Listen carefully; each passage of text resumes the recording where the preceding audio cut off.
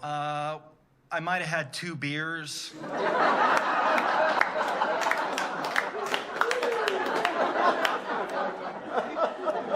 So that's how I got the nickname 2 Beer Barry.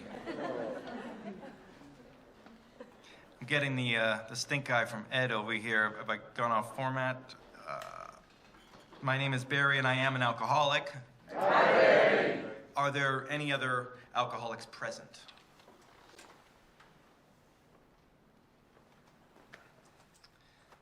I always love a meeting where we all have to identify at the top because it forces me to be honest about who I really am. And I never told the truth out there, obviously. I lied about everything. I was taught in these rooms that I would never get sober if I kept lying, but that's what I was best at. If I knew anything in this world, it was how to lie, especially about my drinking. But whatever, I would lie about the name of my dog. I'd lie about the color of my own hair right to your face. And my whole life just became a series of lies strung together by me, one after the other, and when I drank, it got worse. Yeah, sure, she can give me a ride. This is shit. And what I came to understand was that my lies would kill me. Left to their own devices, my lies would walk me out that door.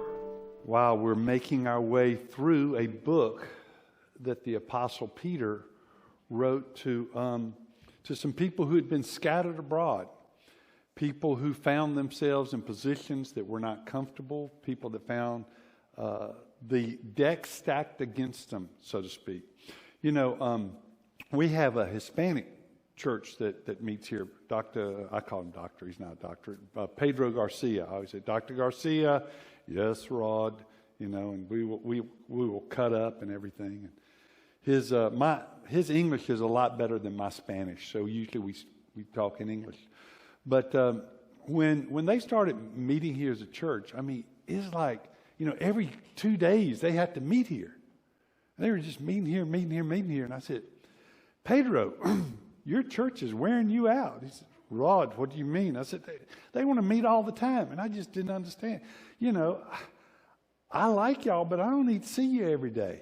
I'm just saying, I don't, and I know some of you definitely don't need to see me every day.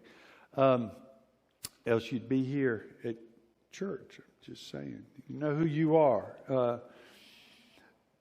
But, you know, I was just thinking about this. I mean, yeah, the Tuesday night, Wednesday night, Saturday morning, Sunday. And on Sunday they meet, they're serious. You know, they meet all day long on Sunday. You know, from like 2 till, 7, 8 o'clock at night you'll find them. It's a different culture. And one day, Pedro and I were talking, and it hit me. I said, oh my goodness.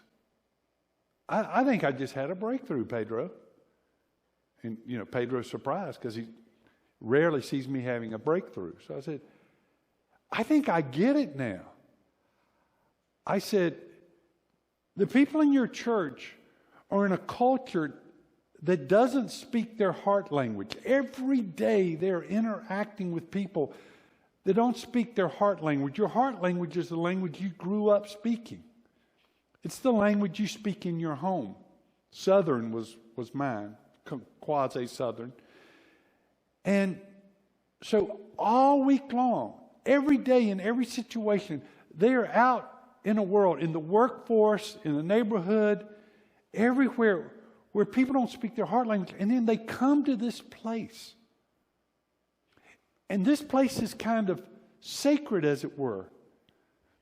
Because they come to a place where people communicate in their heart language.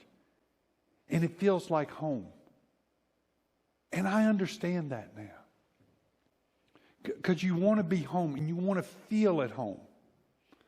My wife's parents were deaf. And there were times when Gail and I, like at our wedding, at the reception, Gail and I are in the room, and the room is filled with people, but you don't hear very many sounds. It's just like deaf people love to get together. Because with deaf people, when they get together, you know, they can hear. They can hear, meaning they can understand. When they're speaking to each other, they can communicate. It's that time when you get together and you feel like, okay, these people know me. They understand me. They listen to me. They communicate with me. And we've got things going on. This feels like home. Maybe you've experienced that. Maybe you haven't. But the people that he's writing to, they don't feel that. They feel alienated. They feel like they're in a world that doesn't understand them. They're in a world that they're not connected except through church. And in their when they come together as a church, they encourage each other. And Peter writes them a letter. And in this letter, he's trying to encourage them to act in a way and understand things in a way that will encourage them to stay faithful to God through their circumstances. And we've gotten to a point, remember the verses 1 through 13, Peter uses statements of facts. It's in the indicative mode. This is what God has done. This is what God is doing. These are just facts. And then when he gets to verse 13, he begins saying, okay, here's some things. First of all, you need to set your hope. These are things we need to do. We need to step into. They're commands. They're requests. Step into setting your hope. And the way you do that is the way you think. And it's the girding up your mind. It's being sober-minded. It's by not being intoxicated with the world. And then he says to be holy, to set aside to be holy. And a lot of times we think of that word holy as it relates to being religious, what you wear or where you go and that type of thing. Holy simply means to be separate, to be different. Holy matrimony is a separate relationship from all the other relationships. The Holy Bible is a separate book from all the other books. There are a lot of inspirational books, but the Holy Bible, it's a separate, it's apart from. We could talk about Israel was called to be separate. And so he says, be separate. Be different. Not for difference sake, but be different. And then he gets to the verse we're going to look at this morning, the passage that we're going to look at this morning. And here's what he says. He says, since you call on a father.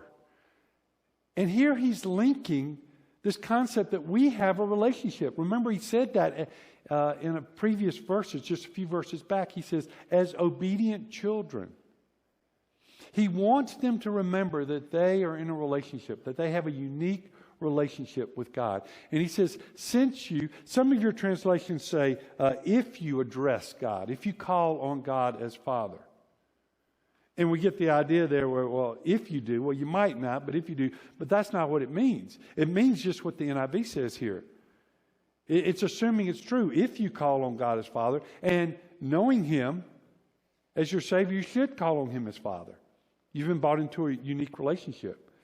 He says, since you call on God, since you call on a Father who judges each person's work impartially. So God steps in to judge, and He judges impartially. That word impartially, it's the opposite of seeing the face, of recognizing the face. It means not seeing the face. In Eastern cultures, when people approach people, they have their head down. And have you ever been in a situation? I can tell you mine. I was in a situation where I had pulled out. I think one of my kids were with me. I had pulled out right here at our driveway, and I'd pulled out and I'd stopped, and a car came in front of me. A car I did not recognize. So a window rolled down from the passenger side, and a beer bottle went right out that window over here.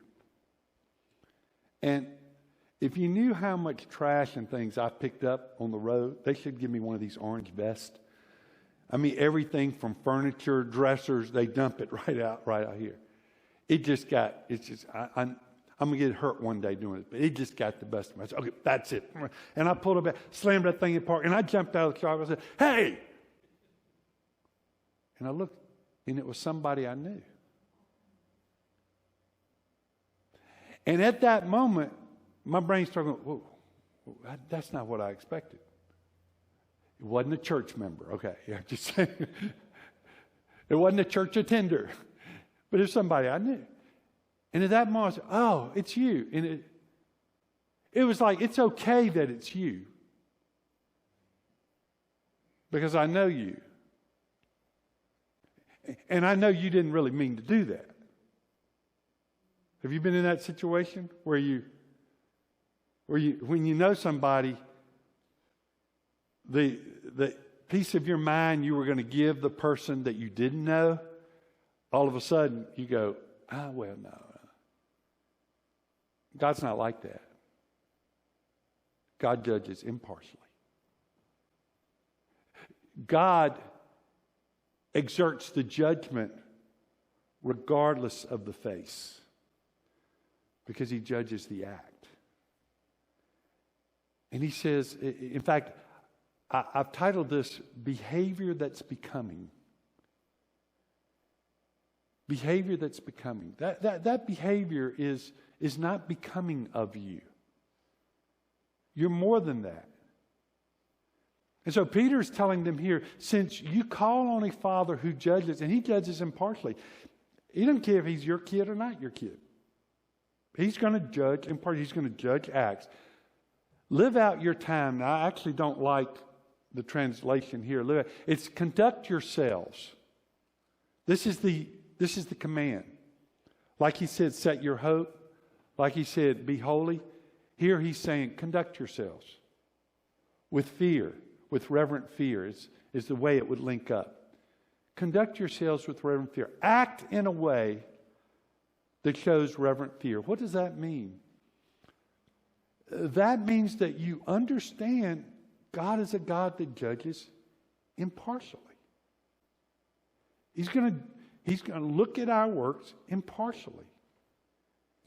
And he says, you do this as your time here, in this area, as foreigners here, as aliens here, living for a brief moment here, even though you feel like and you understand you don't really fit here, even though you're out of sync with everything in your culture that's going around, conduct yourselves knowing that your Father judges impartially.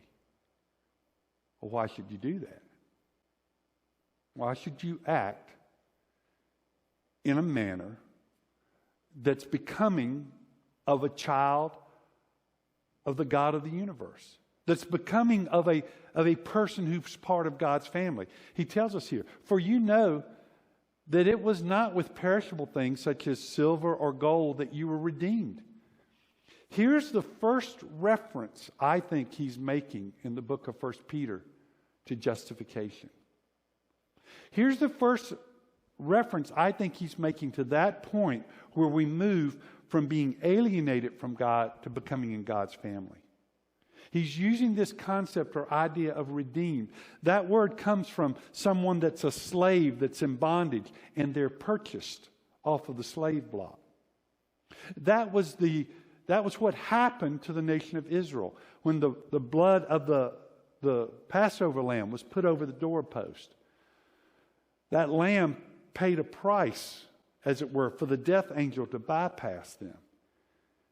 And so as he's used the term salvation in 1 Peter, and like I said, I don't think that term salvation means the same thing as this word here, redeemed. Redeemed is what we typically use when we talk about somebody being born again, somebody coming into life with God. And the way they do that is through a price that was paid. And he says, you were redeemed not with silver or gold, from the empty way of life handed down to you from your ancestors. The idea or concept of empty way of life, it means the purposelessness of your life, the vain life. In our video clip, we got an inside scoop of an AA meeting. And a person tells the truth. He says, it became so easy for me to lie to others. And then he said this, he said, I'd lie about everything. I'd lie about the color of my hair. I'd lie about any and everything. just one right after another. It's just a lot. Because it became me trying to create a reality, and I would do whatever I needed to do to create a reality that I could live in. But remember, you can try to manipulate that situation, but as a believer, you have a Father who judges impartially. And so he says, for you know that it was not with perishable things, such as silver and gold, that you were redeemed from the empty way of life, handed down to you from your ancestors. Now, I will tell you that almost all the commentators here, and I mean like only one that I can think of, says this is an argument for this being written to Gentiles. I'm not so sure. And the reason why, and it's good reasoning, because usually when we talk about our ancestors in the Jewish faith, when they speak of their ancestors, it's usually done in a very positive light. Except Stephen didn't say it in a positive light before he was martyred in Acts chapter 7, 6, 7. If you start reading around in there, you'll find it. It's right in there. But I think what he's doing here, I think he's still clicking the Jewish thing. I think he's showing pictures. And he's showing pictures of them coming out of Egypt. Remember, that moment is imprinted on the Jewish mindset of being delivered out of slavery. And once they were delivered out of slavery, and once they were in the wilderness just for a few days, Moses sends the spies into the land. And they forget all about the power that's behind them. They forget all about the power and the promises that God makes to them. And they try to figure it out on their own. And they end up having an empty way of life handed down to you from your ancestors. You don't want to be like them. I think he's telling those scattered, predominantly Jewish people in Asia Minor, you can listen to other voices, but you don't want to be like them. Remember the mistake that your ancestors made? Remember how it forced them to wander in the wilderness for 40 years. A trip that should have been just a few weeks ended up taking 40 years. You don't want to be like them. Because you were redeemed and you were bought, but not with silver and gold. You had silver and gold when you left Egypt. But he says, but in contrast to silver and gold, you're redeemed with the precious blood of Christ. A lamb without blemish or defect. That's what it cost God to bring you into his family. And so it would only make sense that you and I have behavior that's becoming of people who would be bought by such a precious price. And he goes on and he talks about this. He was chosen, Christ was chosen before the creation of the world. They had decided this is what it's going to involve. It's going to involve, for God to go through the trouble of making man, of creating man, and of giving him his own free will. This is what it's going to cost. The death of Christ. But it was revealed in these last times for your sake. In other words, after all the things we've been through, all the things he's told us in the first 19 verses here, the part about where the angels long to look and understand this relationship we have with God the Father. The fact that prophets wrote things and they tried to figure it out. Wow, this doesn't make sense. How could a holy God need or want to do this for us? And Peter says, you've seen it. You've been witnesses to it. It's happened right there. We are catching up. We've got 2 more episodes of The Chosen. And if you haven't, this is season 3.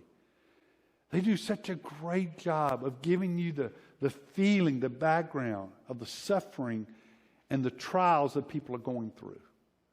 I mean, it's like just stepping into the narrative and seeing that. And you can see yourself in this. And it was what God chose to do Even before he created anything, he chose to sacrifice himself to step into those moments. And I think The Chosen does a great job of playing that out and showing you those moments. And The Chosen shows you that side of it, not the resurrection side of it yet. Through him, you believed in God. In other words, it was through what Christ did that we believed in God, who raised him from the dead. Remember, we are working not in hope in a wish way. We're working from history. In other words, we look back at what he did. He raised God from the dead, and that's where we move out from. The fact of the resurrection of Christ and glorified him. And so your faith and hope are in God.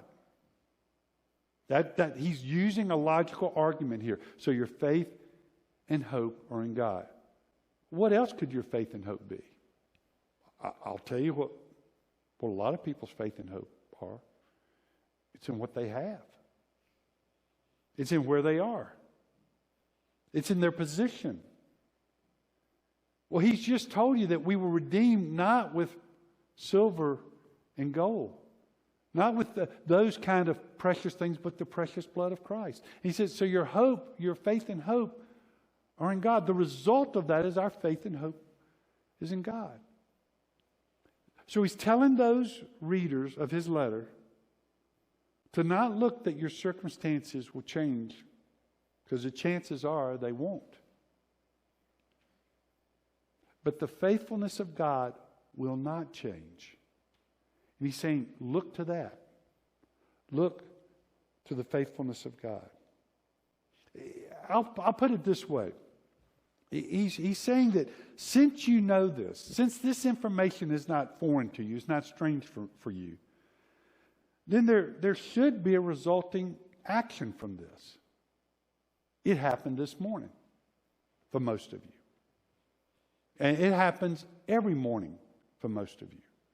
If you've got a smartphone, you open up and one of the first things you look at is your weather app.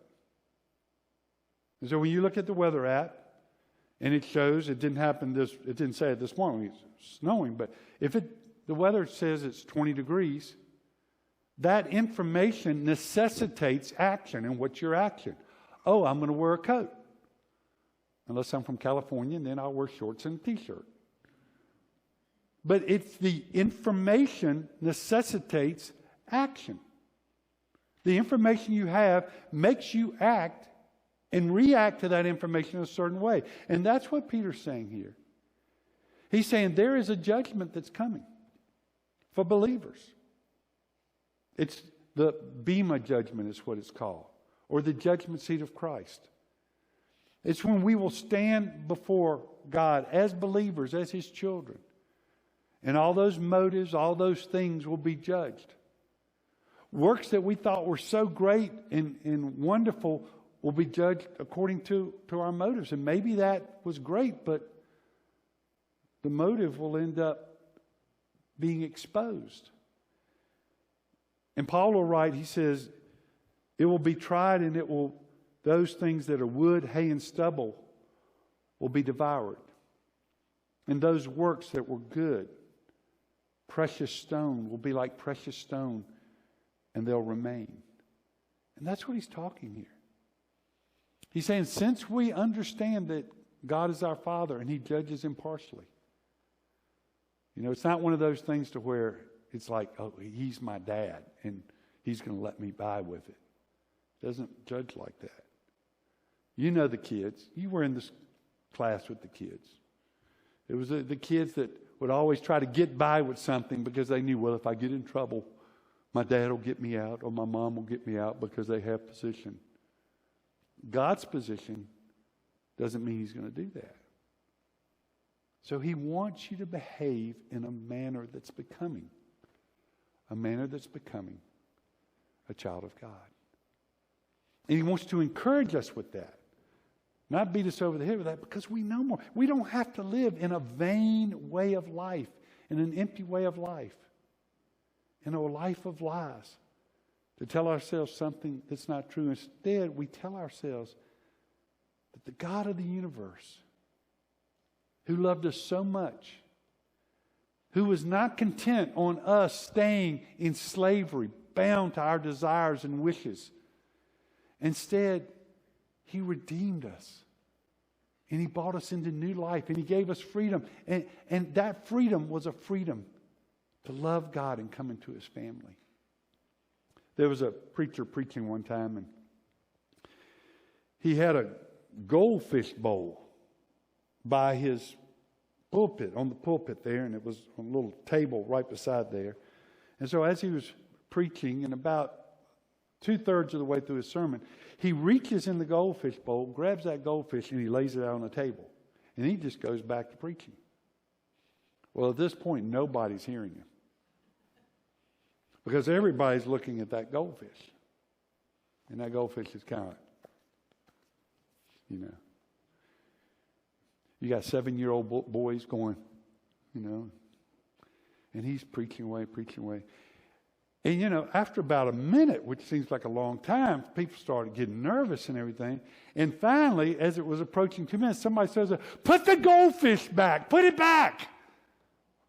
Well, and he reaches over there, he puts it back. And everybody's like, "Ha." And here's what he says. It can be thought of that goldfish bowl was confining. But it was in that goldfish bowl that this fish has its life. And you and I have our life when we set our hope. You and I have our life when we separate and we practice holiness. You and I have our life when we conduct ourselves with fear and reverence and awe, knowing that a holy God is our Father and He judges impartially. It's in the bowl we want to be. It's in that environment that we flourish. And that's what Peter's telling his original readers. You'll flourish. In the midst of circumstances that don't line up, in the midst of odds stacked against you, you will flourish. So practice behavior that's becoming a child of God, an obedient child of God. Let's pray. Father,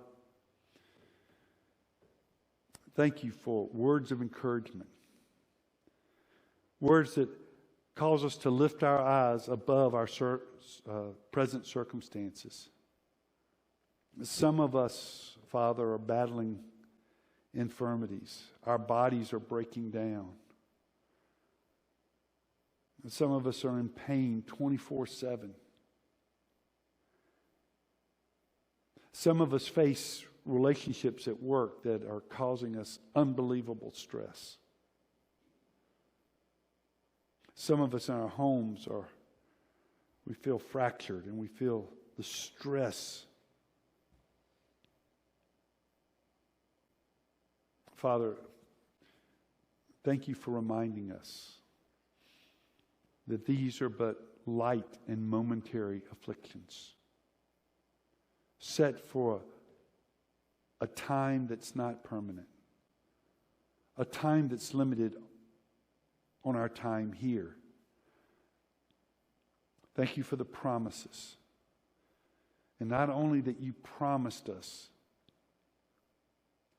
but you stepped in to provide a pathway for us to know God. And so the result is we don't have to depend on what we can do, what we can provide for ourselves, but you have provided with the precious blood of yourself a way for us to have faith and hope in the God of the universe. And for that, we are grateful.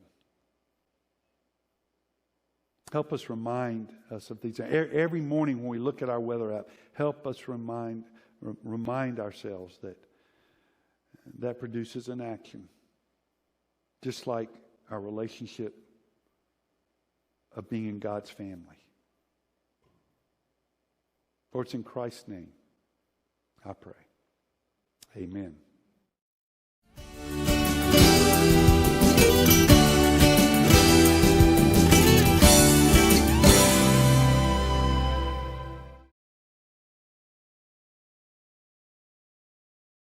Hi, friends. I'm Olivia. I'm Rod. And you're listening to Just One More Thing from Sunrise Church.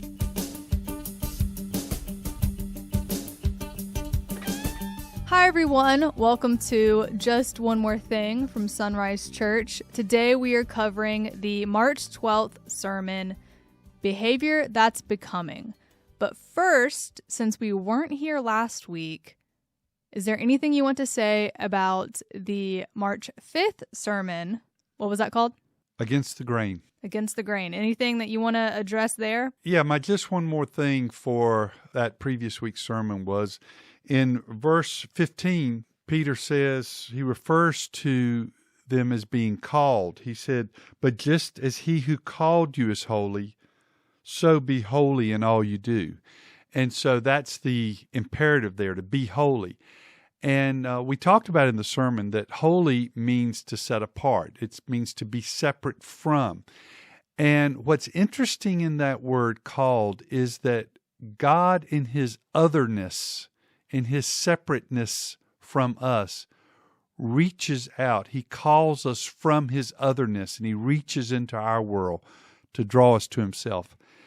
And I think that's a big distinction between Christianity and just about every other religion in the world. All of the other religions have man doing whatever he can do to try to get to God, to try to work to God.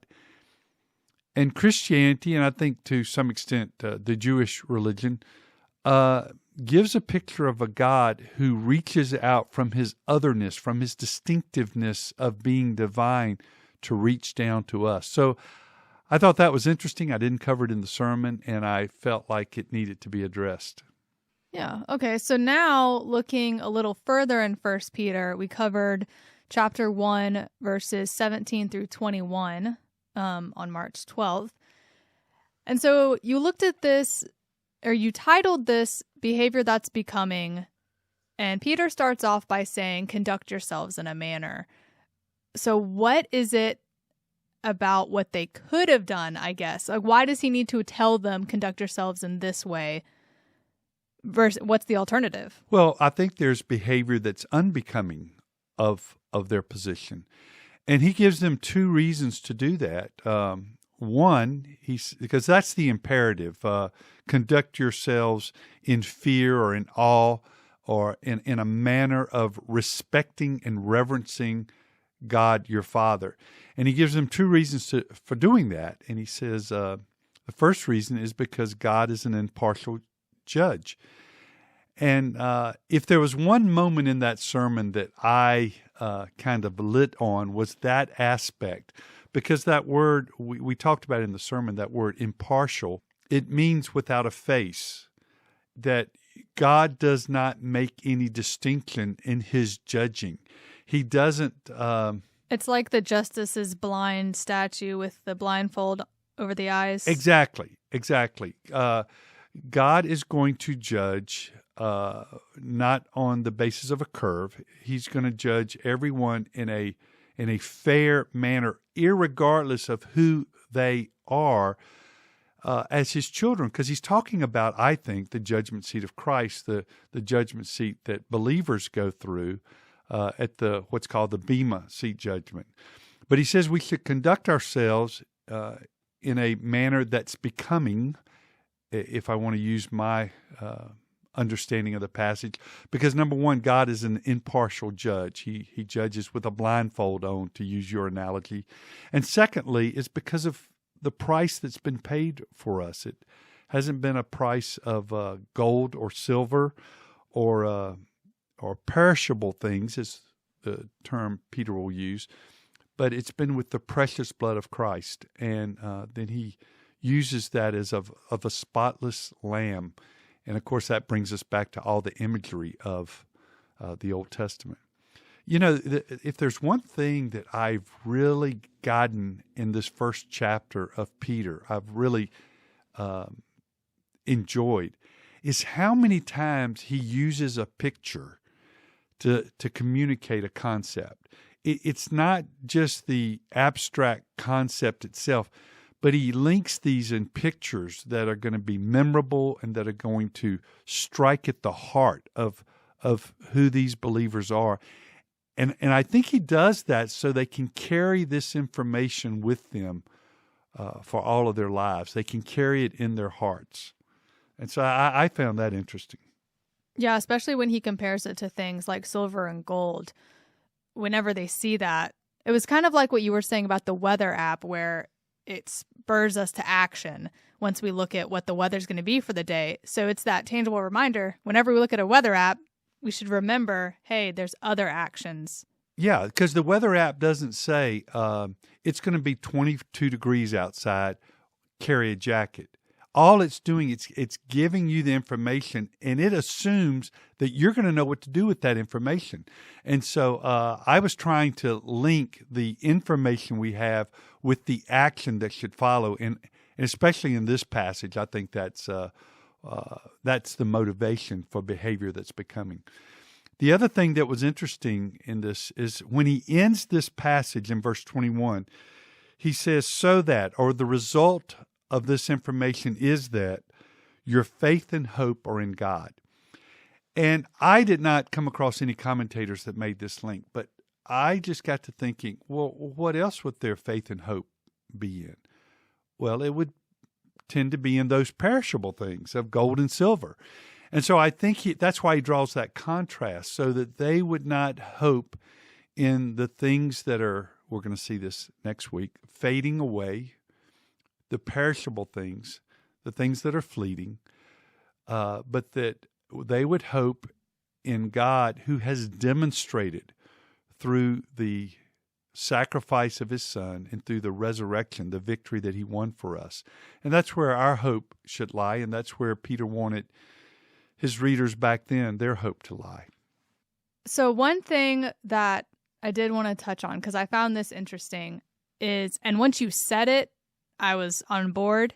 I had to do a paper on 1 Peter when I was in seminary, and I remember when I was writing it saying that it was Jews and Gentiles, a mixed audience. But it seems like, while I think you would agree that it was Jews and Gentiles, it was more Jews. There might have been Gentiles mixed in. Is that correct? You don't think it was solely to Jews? No, I don't. But it's not like a 50-50. No, I will tell you, there's a great deal of controversy on that. That is probably the thing that, besides the term salvation and what that means, because typically we use that as a broad term, and we typically apply that term just to justification. And he does deal with that term here in verse 18 when he says, you were not redeemed with, and he's talking about that moment when we trust Christ. But the issue of audience is highly disputed, and people will use this verse, the passage about the way of life you inherited from your forefathers, to link it to Gentiles. And they'll say this proves he's talking to mainly Gentiles. But there's so much imagery here with the Exodus and coming out. I think the forefathers, after they had been released from Egypt, took a wild turn in not believing God, not trusting his promises, which ended up costing them 40 years of wandering in the desert, not to mention that all those 20 years and older died except Caleb and Joshua. So, I've heard it argued several different ways, but I tend to think it's more Jewish than it is Gentile. Right. And once you covered verses 18 and 19, especially when you talked about the lamb, you tied it, I mean, you might have just done it briefly, but you tied that to the Passover. And as soon as I saw that, of course, the lamb spotless, that's a direct tie to the Passover lamb, which I don't think Gentiles would understand. That's right. Why would he talk about it in those terms? Sacrificial lamb means nothing to Gentiles. I mean, they're going to have to be taught that, but that's a very Jewish concept and idea. So that's why I kind of lean that way, even though some very brilliant people take it the other way, that it's mainly Gentiles. And then also, if you think about it too, I mean, you think of the calf that Aaron magically made, or Aaron just threw the gold together and a calf magically came out. Yes.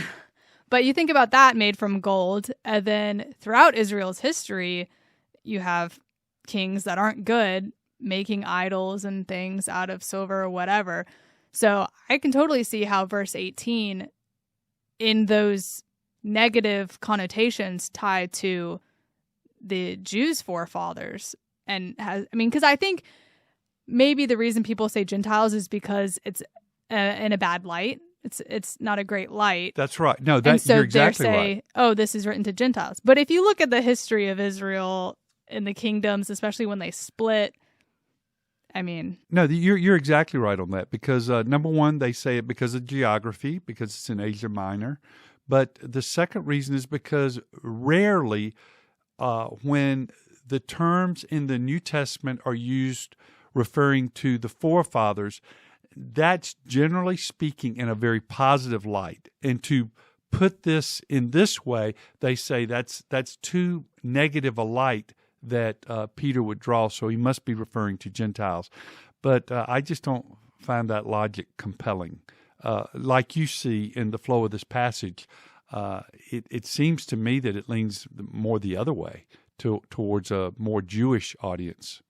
Yeah, so it'll be interesting to keep that in mind as we go through the book, that while it is, I think it's pretty safe to say that it's a mixed audience just because of where they are. Other people are going to pick this up, I think it's not solely Jewish. But it is interesting as we go through 1 Peter to keep in mind that Jewish perspective in it that you wouldn't see in Paul's writings, for example. Right. Well, thanks for breaking down those two sermons and catching us up. And thank you all for listening to Just One More Thing from Sunrise Church.